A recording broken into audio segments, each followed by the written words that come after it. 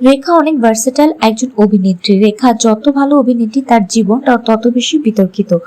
বলা হয়ে থাকে রেখা তার ম্যানেজারের সাথে সমকামী সম্পর্কে আছে। কথা বলা যাক রেখাকে নিয়ে। রেখা আর অমিতাভ বচ্চন 1976 সালে দো আনজানে এই ছবির জন্য কাস্ট হয়। এর 3 বছর আগে অমিতাভ বচ্চন আর জয়া বচ্চনের বিয়ে হয়। রেখা অমিতাভকে বিয়ের আগে থেকেই জানতো। লেটার 1976 সালে রেখা আর অমিতাভ সিনেমায় কাজ করার সময় পরকীয়া সম্পর্কে জড়িয়ে পড়ে।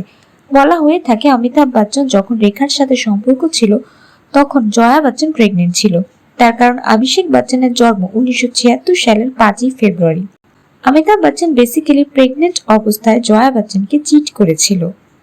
1980 সালে নিতু কাপুরের বিয়ের সময় রেখা সিঁদুর পরে দাওয়াত অ্যাটেন্ড করে। সেই সময় রেখা বিবাহিত ছিল না। অ্যান্ড ঠিক সেই সময় অমিতাভ বচ্চন আর রেখার সম্পর্ক নিয়ে মিডিয়ারা কথা বলতে থাকে।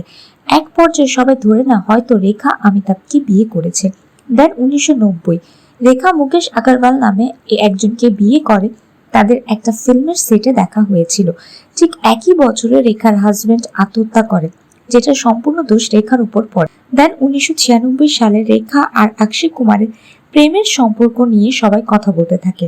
পরে এদের মধ্যে ব্রেকআপ হয়ে যায়।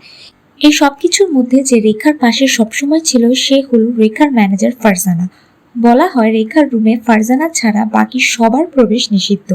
বেশ কয়েকটা আর্টিকেলে বলা হয় এরা দুজন লিভ ইন সম্পর্কে আছে। Basically Rekha is in a homosexual relationship for years.